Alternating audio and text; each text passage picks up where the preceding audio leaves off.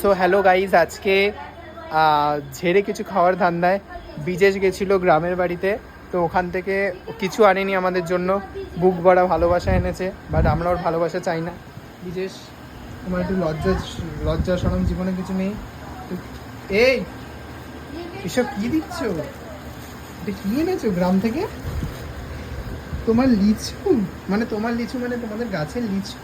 দেখো তোমার চেনা চেনা লাগছে, তোমার চেনা লাগছে, ফালতু কথা কম বলো। তোমার চেনা লাগছে কি? না, এইসব ফালতু জিনিস আমি খাই না, কিন্তু লিচু এনেছে, ভালো হয়েছে। আর আমি যা, সবটা কি আমার? তুমি একা খেয়ে নিতে চাইলে কিনে দেবো। তার মানে সবটা আমাকে দিতে চাইছো না? আমি সবার জন্য এনেছি, তুমি রাখো, যদি একা নিয়ে পালাও এ বাবা, তুই কিছু বলবি? সব খাওয়ার ধান্দা স্যার। ঝেড়ে খাওয়া মালটা আমার পাশেই বসে আছে, লিচু দেখে অনেক সুন্দর এখানে ঘোরাঘুরি করছে, মানে কখন হারামে খাবে। আমার তো লিচু ফেভারিট। মানে শুধু লোকের মানে পেছন